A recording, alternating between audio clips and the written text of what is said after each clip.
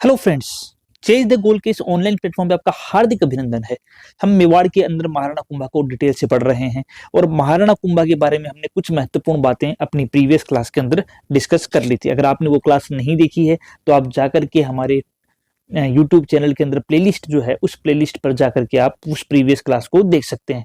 आज हम बात करेंगे महाराणा कुंभा की उपलब्धियों के बारे में कि महाराणा कुंभा जो है उन महाराणा कुंभा को कौन कौन सी उपलब्धियां जो हैं उन उपलब्धियों से सम्मानित किया गया था। तो उन सभी उपलब्धियों को आज की क्लास के अंदर हम डिस्कस करने वाले हैं।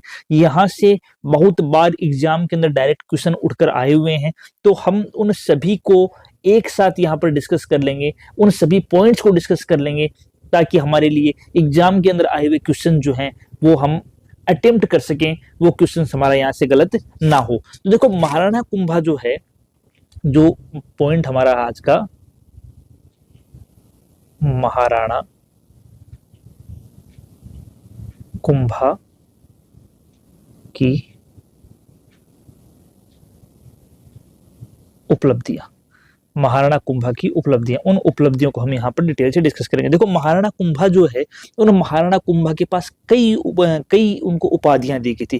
कौन कौन सी महत्वपूर्ण उपाधियां जो महाराणा कुंभा को दी गई थी अगर हम बात करें तो महाराणा कुंभा को दी गई उपाधियों के अंदर जो पहली उपाधि आती है वो आती है आपकी अभिनव भरताचार्य। महाराणा कुंभा को एक उपाधि दी गई थी अभिनव भरताचार्य। अभिनव भरताचार्य किसे दिया जाता है? अभिनव भरताचार्य संगीत को जिनको संगीत का ज्ञान होता है, उस संगीत में ज्ञान के कारण से जो महाराणा कुंभा को उपाधि दी गई वो कौन सी दी गई थी? अभिनव भरताचार्य। किस लिए दी गई? संगीत में ज्ञान के कारण से। ठीक है, कौन कौन सी उपाधियां दी गई इनको? इसके अलावा पहली उपाधि अभिनव भट्टाचार्य दी गई, दूसरी दी गई इनको महाराजा धीराज कहा गया,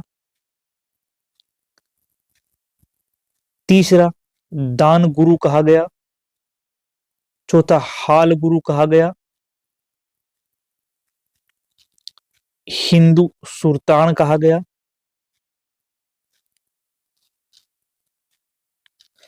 छाप गुरु कहा गया। ये कुछ महत्वपूर्ण इनकी उपाधियां हैं जो किनको दी गई थी, जो महाराणा कुंभा को दी गई उपाधियां हैं। कौन कौन सी उपाधि बताई भी हमने यहाँ पे डिस्कस किया कि अभिनव भट्टाचार्य वो इनको संगीत में ज्ञान के कारण से दी गई। महाराजा धीराज, महाराजा धीराज का मतलब होता है राजाओं का राजा, जो राजाओं का राजा है यानी कि कौन? वह महाराणा कुंभा। तो इस कारण से उनको महाराजा धीराज की उपाधि दी गई। उनको दान गुरु की उपाधि दी गई। दान गुरु का मतलब क्या हुआ? जो दान देने के अंदर निपुण है, जो निर्धनों को दान देता है, जो विद्वानों को दान देता है, जो कलाकारों को दान देता है, उसको बोला गया दान गुरु। इनको बोला गया हाल गुरु। हाल गुरु का मतलब क्या है? गिरि दुर्गों का जो स्वामी है, जो पर्वतीय दुर्ग हैं उन पर्वतीय दुर्गों का यानी कि जो गिरि दुर्गों का स्वामी है। तो जो गिरि दुर्गों का स्वामी है, उन गिरि दुर्गों के स्वामियों को संज्ञा दी जाती है हाल गुरु। और ये बात पहले ही श्यामल दास के द्वारा बताई जा चुकी है वीर विनोद पुस्तक के अनुसार कि अगर हमारे राजस्थान के अंदर स्थापत्य कला का जनक अगर किसी को माना जाता है तो वो महाराणा कुंभा को माना जाता है। क्यों? क्योंकि हमारे राजस्थान के अंदर टोटल दुर्गों की संख्या कितनी है? टोटल 84 दुर्ग हैं। इन 84 दुर्गों में से अकेले 32 दुर्ग किसने बनवाए हैं? अकेले 32 दुर्ग तो महाराणा कुंभा ने ही बना दिए। इस कारण से महाराणा कुंभा को स्थापत्य कला का जनक भी कहा जाता है और गिरि दुर्गों का स्वामी कहे जाने के कारण से इनको उपाधि कौन सी दी गई? इनको हाल गुरु जो है उस हाल गुरु की उपाधि दी गई। फिर बोला हिंदू सुल्तान। हिंदू सुल्तान का मतलब क्या होता है? हिंदू सुल्तान का मतलब होता है कि हिंदुओं की रक्षा करने वाला। हिंदू सुल्तान का मतलब क्या होता है? जो हिंदुओं की रक्षा करता है, हिंदुओं की रक्षा करने वाला। अपने जो समकालीन मुस्लिम शासक थे उन मुस्लिम शासकों से हिंदुओं की रक्षा करने वाले शासक को हिंदू सुल्तान की संज्ञा दी जाती है। इसीलिए महाराणा कुंभा को हिंदू सुल्तान की संज्ञा दी गई। छाप गुरु का मतलब क्या होता है? छाप गुरु का मतलब होता है जो छापामार युद्ध प्रणाली के अंदर निपुण हो। छापामार युद्ध प्रणाली में निपुण हो। तो ऐसा शासक जो छापामार युद्ध प्रणाली में भी निपुण है, उसको क्या कहा गया? छाप गुरु की संज्ञा भी दी गई। इसके अलावा भी कई उपाधियां हैं जो महाराणा कुंभा को दी गई हैं, जैसे कि आप इनको अश्वपति उपाधि के नाम से सुशोभित किया गया है, अश्वपति बोला गया है। नरपति उपाधि भी इनकी ही है। इसके अलावा नाटक राज करता, इनको नृत्य शास्त्र का भी ज्ञान था और नृत्य शास्त्र का ज्ञान होने के कारण से नाटक राज करता। इसके अलावा नरपति, नर जो नरों में है श्रेष्ठ, उसको बोला गया नरपति, सामान्य मानव से श्रेष्ठ है इसीलिए बोल दिया गया नरपति। इसके अलावा राणो रासो, राणो रासो। तो ये कुछ महत्वपूर्ण उपाधियां हैं जो महाराणा कुंभा को दी गई थी। महाराणा कुंभा को ये उपाधियां बताती हैं कि महाराणा कुंभा जो है वो संगीत के अंदर निपुण था, महाराणा कुंभा जो है वो छापामार युद्ध प्रणाली में निपुण था, महाराणा कुंभा जो है वो महाराणा कुंभा नाटक राज करता यानी कि नृत्य शास्त्र का भी ज्ञाता था। तो मल्टीपल चीजों के अंदर महाराणा कुंभा जो थे वो महाराणा कुंभा मल्टीपल चीजों के अंदर महाराणा कुंभा जो था उनको ज्ञान था मल्टीपल चीजों का। इस कारण से महाराणा कुंभा के समय के अंदर हमें कई सारी सांस्कृतिक उपलब्धियां भी देखने को मिलती हैं। ये तो सारी की सारी महाराणा कुंभा की उपाधियां हो गई। अगर हम उपाधियों से इतर बात करें दुर्गों के बारे के अंदर कि स्थापत्य कला के संदर्भ में, अगर हम बात करें किसके संदर्भ में, अगर हम बात करें स्थापत्य कला के संदर्भ में, स्थापत्य कला के संदर्भ में, तो स्थापत्य कला के संदर्भ में अभी हमने एक बात कही कि एक पुस्तक आती है हमारे पास, इसका नाम है वीर विनोद। वीर विनोद पुस्तक किसने लिखी? ये लिखी थी श्यामल दास ने। तो श्यामल दास की लिखी हुई वीर विनोद पुस्तक क्या बताती है? ये बताती है कि राजस्थान के अंदर टोटल दुर्ग कितने हैं? राजस्थान में टोटल दुर्ग है 84, जिनमें से 32 दुर्ग किसने बनाए? 32 दुर्ग बनाए अकेले महाराणा कुंभा ने। और चूंकि महाराणा कुंभा ने 32 दुर्ग अकेले बनाए, इस कारण से महाराणा कुंभा को स्थापत्य कला का जनक भी कहा जाता है। बहुत ही महत्वपूर्ण लाइन है। यहाँ से आपकी ये दोनों क्वेश्चन जो है वो बार बार पूछे गए एग्जाम के अंदर। कौन कौन से क्वेश्चन पूछे गए? यहाँ से पूछा गया है कि राजस्थान में दुर्गों की संख्या कितनी है, तो 84 बोल दोगे। कितने दुर्ग महाराणा कुंभा ने बनवाए, तो 32 बोल दोगे। और आपसे ये भी पूछा गया कि स्थापत्य कला का जनक किसे कहते हैं, तो आपका आंसर, सटीक आंसर जाना चाहिए महाराणा कुंभा स्थापत्य कला के जनक के नाम से भी जाने जाते। कौन कौन से महत्वपूर्ण दुर्ग हैं जो महाराणा कुंभा के द्वारा बनवाए गए? जैसे अगर हम बात करें दुर्गों की बात करें, दुर्ग जो महत्वपूर्ण है उनकी बात, जैसे पहला दुर्ग आता है हमारा कुंभलगढ़ दुर्ग। पहला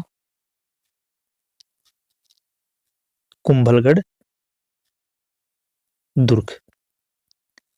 पहला कौन सा दुर्ग आता है? पहला दुर्ग आता है कुंभलगढ़ दुर्ग। कुंभलगढ़ दुर्ग कहां पड़ता है? ये पड़ता है राजसमंद जिला जो है, राजसमंद जिले के सादड़ी गांव में। जो हमारा राजसमंद जिला है, उस राजसमंद जिले के अंदर एक गांव है सादड़ी गांव। उस सादड़ी गांव में अरावली है, उस अरावली की पहाड़ी का नाम है अरावली पहाड़ी, और उस अरावली की पहाड़ी का नाम है जरगा पहाड़ी।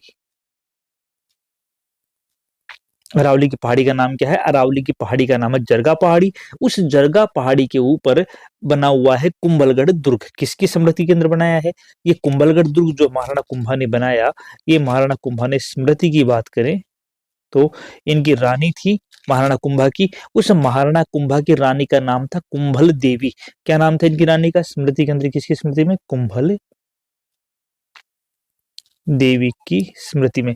महाराणा कुंभा की एक रानी थी, उस रानी का नाम था कुंभल देवी। तो उन कुंभल देवी की स्मृति के अंदर महाराणा कुंभा के द्वारा बनवाया गया कुंभलगढ़ दुर्ग। अब यहाँ से पहला क्वेश्चन जो आपसे पूछा जा सकता है वो पूछा जा सकता है ये कौन सी जिले में है, तो राजसमंद जिला बोल दोगे। कौन से गांव में है, तो सादड़ी गांव बोल दोगे। कौन सी पहाड़ी पर है, जरगा पहाड़ी बोल दोगे। और किसकी स्मृति में बनाया? कुंभल देवी की स्मृति के अंदर बनाया। ये तो कुछ क्वेश्चंस जो हम यहाँ से कवर कर सकते हैं उनकी बात हुई। दूसरी बात क्या है इसकी? इसकी खास बात ये है कि ये जो कुंभलगढ़ दुर्ग है, इस कुंभलगढ़ दुर्ग का वास्तुकार कौन था? ये कई बार पूछा हुआ है। तो इस कुंभलगढ़ दुर्ग का वास्तुकार था मंडन। महत्वपूर्ण है कि कुंभलगढ़ दुर्ग जो है, उस कुंभलगढ़ दुर्ग का वास्तुकार कौन था? तो कुंभलगढ़ दुर्ग का वास्तुकार मंडन है। इस मंडन के द्वारा और भी कई महत्वपूर्ण रचनाएं की गई, जैसे मंडन जो है, इस मंडन के द्वारा लिखा गया है वैद मंडन, पहली महत्वपूर्ण रचना। इस मंडन के द्वारा लिखा गया आपका प्रसाद मंडन, इसके द्वारा लिखा गया आपका राज वल्लभ मंडन,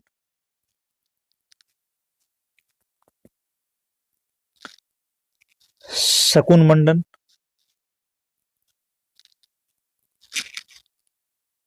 वास्तुकार व वास्तु मंडन। और कौन सी रचना मंडन के द्वारा, एक और रचना यहाँ पे मंडन की है, रूपावतार मंडन, रूपावतार मंडन। तो मंडन की जो महत्वपूर्ण रचनाएं हैं, मंडन जो है, ये मंडन कौन था? तो मंडन जो है, ये कुंभलगढ़ दुर्ग जो है, उस कुंभलगढ़ दुर्ग का वास्तुकार था। और इस मंडन के द्वारा प्रमुख वास्तुकार कौन था? मंडन ही था। इस मंडन के द्वारा कई और रचनाएं भी की गई, जैसे इसके द्वारा वैद मंडन लिखा गया, इसके द्वारा प्रसाद मंडन लिखा गया। प्रसाद मंडन भी बताता है किस प्रकार से देवालय, महल तथा मंदिरों के निर्माण किए जाने चाहिए। इसके द्वारा राज वल्लभ मंडन लिखा गया, मंडन के द्वारा ही। मंडन के द्वारा शकुन मंडन, जिसमें शुभ और अशुभ तथ्यों की जानकारी देता है। मंडन के द्वारा वास्तुकार मंडन और वास्तु मंडन लिखा गया, जो वास्तुकला के बारे में जानकारी देते हैं। और मंडन के द्वारा रूपावतार मंडन, रूपावतार मंडन का दूसरा नाम देव मूर्ति प्रकरण भी है, जिसमें बताता है कि किस प्रकार से मूर्तियों का निर्माण किया जाना चाहिए, किस प्रकार से इनकी स्थापना की जानी चाहिए। इन सब के बारे में हमें जानकारी कौन देता है? मंडन देता है। ये मंडन जो है, इस मंडन का एक पुत्र था, इस मंडन का एक पुत्र था जिसका नाम था गोविंद। मंडन का एक पुत्र था जिसका नाम क्या था? जिसका नाम था गोविंद। गोविंद जो था, उस गोविंद के द्वारा भी कुछ रचनाओं की, कुछ चीजों की रचना की गई, जैसे कलानिधि, उद्धार धोरणी, उद्धार धोरणी और द्वार दीपिका। ये पूछे हुए क्वेश्चन हैं सारे के सारे, कि मंडन का पुत्र जिसका नाम क्या था? मंडन का पुत्र जिसका नाम गोविंद था, उस गोविंद के द्वारा क्या क्या रचना की गई? तो गोविंद के द्वारा किया गया था कलानिधि, गोविंद के द्वारा उद्धार धोरणी और द्वार दीपिका। इसमें से है ना, आपका जो ये कलानिधि है, ये उद्धार धोरणी और द्वार दीपिका, ये आपके आरएस के अंदर पूछे हुए क्वेश्चन है। तो हम स्थापत्य कला की बात कर रहे हैं महाराणा कुंभा के। इस स्थापत्य कला में हमने आपको बताया कि महाराणा कुंभा के द्वारा लगभग 32 दुर्गों का निर्माण किया गया है। और इन 32 दुर्गों में से सबसे पहला जो महत्वपूर्ण दुर्ग आता है, वो कुंभलगढ़ दुर्ग आता है। कुंभलगढ़ दुर्ग जो है, ये कहाँ पर है? ये राजसमंद जिले के सारडी गांव के अंदर है। और अरावली की जरगा पहाड़ी जो है, उस जरगा पहाड़ी पर बना हुआ है। इसके निर्माण के अंदर जो स्मृति काम में ली गई, वो कुंभल देवी की स्मृति के अंदर इसे बनवाया गया था। मंडन जो है, इसका प्रमुख वास्तुकार था। अगर मंडन की रचनाएं हमसे पूछ ले, तो मंडन की कई रचनाएं हैं, जैसे हमारे पास वास्तुकार मंडन आता है, हमारे पास रूपावतार मंडन आता है, या देव मूर्ति प्रकरण है, शकुन मंडन है, शकुन मंडन इंपोर्टेंट है। इसके अलावा राजवल्लभ मंडन इंपोर्टेंट है। और इसके अलावा इसका वास्तुकार और वास्तु मंडन भी थोड़ा बहुत महत्वपूर्ण है। अगर मंडन के पुत्र की बात करें, तो मंडन का पुत्र गोविंद था, उसके द्वारा कलानिधि, उद्धार धोरणी और द्वार दीपिका की रचना की गई थी। मंडन का एक भाई और था, जो मंडन है, इस मंडन का एक भाई भी था। ये जो मंडन है, इस मंडन का एक भाई था, उसका नाम था नापा। और नापा के द्वारा जो महत्वपूर्ण रचना की गई, उसका नाम है वास्तु मंजरी, वास्तु मंजरी। ये नापा की एक, माफ कीजिएगा, वास्तु मंजरी जो है वो किसकी महत्वपूर्ण रचना है? वास्तु मंजरी जो है वो नापा की एक महत्वपूर्ण रचना है। ये भी एग्जाम के अंदर पूछा गया है। तो ये कौन था? नापा कौन था? नापा मंडन का भाई था। और मंडन कौन था? मंडन जो है, ये है हमारा प्रमुख वास्तुकार है। कौन सी दुर्ग का? कुंभलगढ़ दुर्ग जो है, उस कुंभलगढ़ दुर्ग का वास्तुकार कौन है? मंडन है। अभी हम कुंभलगढ़ दुर्ग के संदर्भ में ही बातें कर रहे हैं। तो ये जो हमारा कुंभलगढ़ दुर्ग है, इस कुंभलगढ़ दुर्ग की एक खास बात और क्या है? ये कुंभलगढ़ दुर्ग का जो परकोटा है, जो इसका परकोटा है कुंभलगढ़ दुर्ग का, ये लगभग 36 किलोमीटर लंबा है। ठीक है, जो कुंभलगढ़ दुर्ग है, इसका परकोटा कितना लंबा है? 36 किलोमीटर लंबा है। और इस कारण से इसे क्या कहा जाता है? इसे भारत की महान दीवार कहा जाता है। इसे भारत की महान दीवार कहा जाता है। अगर आप कभी जाके देखेंगे तो इसके बारे में यह कहा जाता है कि इस दीवार पे एक साथ इतनी चौड़ाई है इस दीवार की कि एक साथ 4 घोड़े जो हैं वो इस पर चल सकते हैं। कर्नल जेम्स टोड ने इसे क्या कहा था? कर्नल जेम्स टोड ने इसे एस्ट्रोकोन की संज्ञा दी थी। कर्नल जेम्स टोड ने किसकी संज्ञा दी थी? कर्नल जेम्स टोड ने एस्ट्रोकोन की संज्ञा दी थी। किसने दी थी? जेम्स टोड ने इसे किसकी संज्ञा दी? जेम्स टोड ने इसे एस्ट्रोकोन जो है उस एस्ट्रोकोन की संख्या किसके द्वारा दी गई है? कर्नल जेम्स टोड के द्वारा दी गई है। इसके अंदर जब आप जाते हो कुंभलगढ़ को देखने के लिए तो कुंभलगढ़ में सबसे ऊंचाई पर एक दुर्ग बना हुआ जिसका नाम है कटारगढ़। जो कुंभलगढ़ है, जो कुंभलगढ़ किला है, इस कुंभलगढ़ किले में सबसे ऊंचाई पर बना हुआ है कटारगढ़ दुर्ग, जिसे मेवाड़ की आंख भी कहते थे, जिसे मेवाड़ की आंख भी कहते थे। ठीक है, इसके बारे में ऐसा कहा जाता है कि महाराणा कुंभा जो थे वो महाराणा कुंभा यहाँ से जो थे वो अपने पूरे राज्य को देख सकते थे। यानी कि इसके बारे में एक बात और कही जाती है जो अबुल फजल कहता है। अबुल फजल क्या कहता है? अबुल फजल ये कहता है कि यह दुर्ग इतनी बुलंदी या इतनी ऊंचाई पर बना हुआ है कि नीचे से ऊपर की ओर देखने पर पगड़ी गिर जाती है। क्या गिर जाती है? हमारी पगड़ी गिर जाती है। कहाँ से देखने पर? नीचे से जब हम ऊपर की ओर देखते हैं तो कटारगढ़ जो है वो कटारगढ़ इतनी ऊंचाई पर बना हुआ है कि नीचे से ऊपर की ओर देखने पर हमारी पगड़ी गिर जाती है। ये कौन कहता है? ये अबुल फजल कहता है। कौन से दुर्ग के बारे में? कुंभलगढ़ दुर्ग के बारे में। कुछ और बातें हैं कुंभलगढ़ दुर्ग के संदर्भ में, जैसे यहीं पर महाराणा प्रताप का जन्म बताया जाता है। महाराणा प्रताप का जन्म जो है यहाँ के बादल महल में। महाराणा प्रताप का जन्म कहाँ पर है? वो यही कुंभलगढ़ दुर्ग के अंदर माना जाता है। ठीक है, इसके अलावा जब पन्नाधाय जो थी वो पन्नाधाय बचा के लाती है उदय सिंह को। उदय सिंह जो है उन उदय सिंह को पन्नाधाय बचा के लाती है। किससे? बनवीर से बचा के लाती है।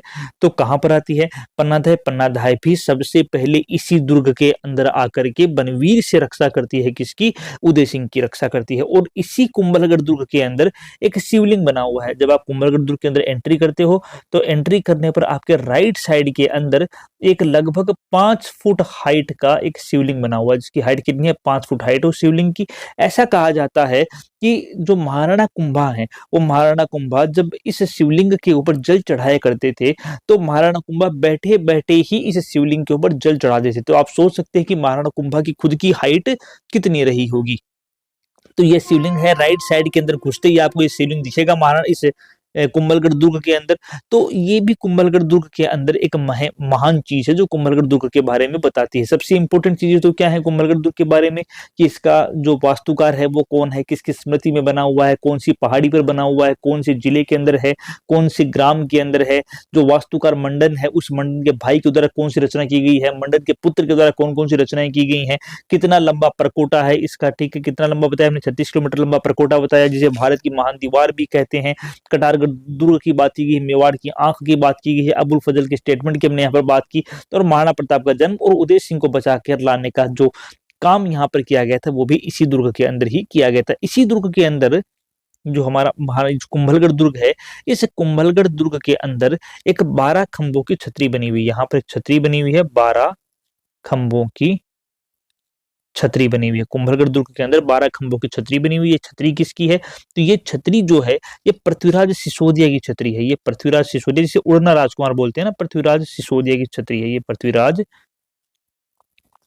सिसोदिया की छतरी है। ठीक है, असल में होता क्या है कि जो महाराणा कुंभा है उन महाराणा कुंभा के 2 पुत्र, एक का नाम रायमल, एक का नाम उदा। ठीक है, तो उदा जो है वो हत्या कर देता है महाराणा कुंभा की। महाराणा कुंभा की हत्या यहाँ पर कुंभलगढ़ दुर्ग के अंदर ही कुंड है मामदेव कुंड, उस मामदेव कुंड के पास महाराणा कुंभा की उदा के द्वारा हत्या कर दी जाती है। पहला अगर कोई पितृहंता है मेवाड़ का तो वो कौन है? महाराणा उदा है। महाराणा उदा कौन है? महाराणा उदा पुत्र है महाराणा कुंभा का। लेकिन रायमल को बुलाया जाता है। रायमल को बुलाए जाने के बाद में रायमल क्या करता है? उदा को यहाँ से भगाता है और उदा को यहाँ से भगा करके अपना गद्दी पर अधिकार करता है। रायमल कौन था? रायमल महाराणा कुंभा का पुत्र था। फिर रायमल के 3 पुत्र होते हैं। पहला पुत्र कौन सा है? पहला पुत्र है आपका पृथ्वीराज सिसोदिया, जिसको हम क्या नाम देते हैं? जिसको हम उड़ना राजकुमार जो है उस उड़ना राजकुमार के नाम से भी जानते हैं। दूसरा कौन सा था? दूसरा आता आपका जयमल। और तीसरा कौन सा था? तीसरा आता है आपका यहाँ पर महाराणा सांगा। तो रायमल जो है उस रायमल के भी कितने पुत्र होते हैं? रायमल जो है उस रायमल के भी 3 पुत्र होते हैं, ठीक है। रायमल जो है उस रायमल के कितने पुत्र हैं? रायमल जो है उस रायमल के भी 3 पुत्र हैं और रायमल के 3 पुत्रों में से एक पुत्र जिसे बोलते हैं पृथ्वीराज सिसोदिया या जिसे हम उड़ना राजकुमार भी बोलते हैं, उस उड़ना राजकुमार की 12 खंभों की छतरी कहाँ बनी हुई है? उस उड़ना राजकुमार की 12 खंभों की छतरी भी इस कुंभलगढ़ दुर्ग के अंदर ही बनी हुई है। तो ये पहला स्थापत्य कला के बारे में हमने बात की, किसके बारे में? स्थापत्य कला के संदर्भ में बात की हमने आज की क्लास के अंदर महाराणा कुंभा की उपाधियों के बारे में बातें की। दूसरा हमने महाराणा कुंभा की सांस्कृतिक स्थापत्य कला की उपलब्धियों को हम देख रहे हैं, जिसमें हमने पहले किले कुंभलगढ़ के बारे में कुछ महत्वपूर्ण बिंदुओं को देखा। इसके अलावा और भी किले आते हैं जो महाराणा कुंभा ने बनाए हैं, जैसे अचलगढ़ दुर्ग आता है, आपका बैराठ का दुर्ग आता है, आपका भोमट का दुर्ग आता है, ठीक है, बदनौर का किला आता है, ठीक है, इसके अलावा बसंतीपुर का दुर्ग आता है। तो ये सारे के सारे महत्वपूर्ण है, तो इनके बारे में हम थोड़ा-थोड़ा डिटेल के थोड़ा-थोड़ा हम अपने जो हमारे एग्जाम के महत्वपूर्ण दृष्टि से इंपॉर्टेंट क्वेश्चंस बनते हैं, उनको एक-एक को हम डिस्कस करते हुए यहाँ पर कंटिन्यू करेंगे। तो हो सकता है ये क्लासें जो हैं, कुंभा के बारे में जो क्लासें हैं, ये क्लासें आपकी 3-4 क्लासें एक्स्ट्रा और हो जाएँ, पर ज़रूरी हैं और ज़रूरी किस लिए हैं? क्योंकि हमारा एग्जाम का क्वेश्चन गलत ना हो। तो आज की क्लास में हम इतना ही डिस्कस करेंगे, बाकी हम अगली क्लास में डिस्कस करेंगे। तब तक के लिए जय हिंद दोस्तों।